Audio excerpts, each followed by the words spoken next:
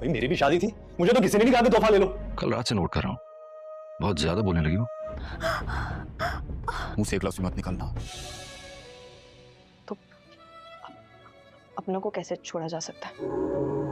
मैं मान रहा हूँ मुझसे गलती हो गई है।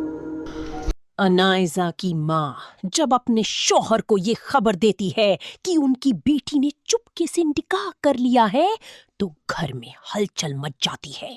लेकिन हैरानी की बात ये है कि उसके पिता इस खबर पर ज्यादा चौंकते नहीं, बल्कि दुख और गुस्से के साथ कहते हैं कि असल अफसोस इस बात का है कि वे अब तक जिंदा हैं और उनकी बेटी को अपनी इतनी बड़ी गलती का एहसास तक नहीं हुआ।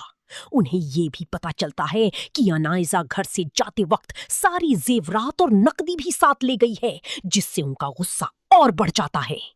दूसरी तरफ कहानी का रुख एक अलग मोड़ लेता है, जहां ये साफ दिखाई देता है कि अनाइजा अपनी सास के सामने इतनी आसानी से झुकने वाली नहीं है।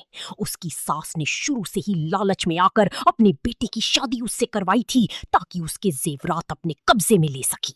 अब वो साफ तौर पर शर्त रखती है कि अगर अनाइजा अपने सारे गहने उसे सौंप देगी तभी उसे इस घर में इज्जत और सुकून मिलेगा। लेकिन अगर अनाइजा इस बात से इनकार करती है तो उसका शौहर और सास दोनों मिलकर उसकी जिंदगी मुश्किल बना देंगी। कहानी का सबसे दिलचस्प मोड़ तब आएगा जब अनाइजा को अपनी गलती का एहसास होगा और उसे समझ आएगा कि उसने जल्दबाजी में कितना गलत फैसला लिया।